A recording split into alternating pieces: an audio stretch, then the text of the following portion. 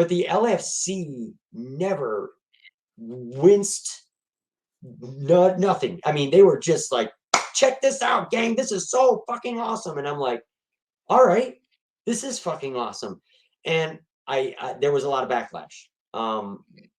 When I when I really started drawing for the LFC, which was kind of after that first shirt came out, and really kicking out some, I had in my head a whole list of images that I wanted to see.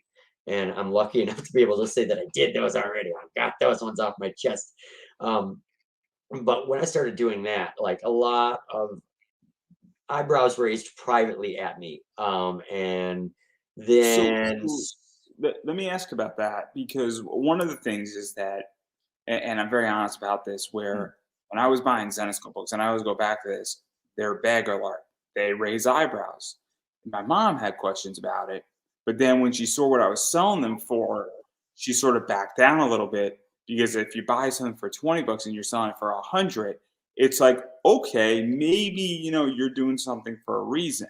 And right. so I'm really curious about this, where if you're getting backlash, do you think it was because of what you were drawing, or do you think that it was more because you're getting an opportunity, you're getting a cool opportunity, you're doing something that a certain percentage of society wants, and it's also a profitable element of society? It's not 1%. You're not doing something illegal. And do you think that was part of it, or do you think that it was just that people were just shocked and saying you really shouldn't go down that because they know best?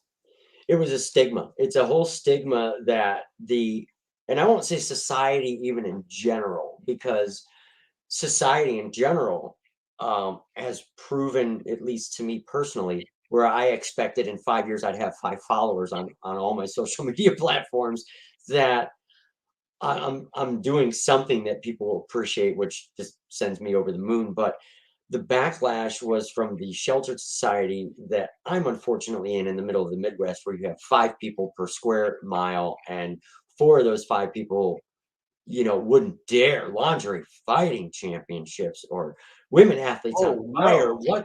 What are you talking about? What do you mean? What is that?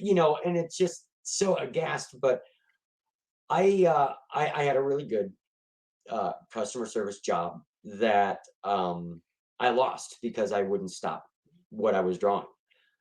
This happened very quietly.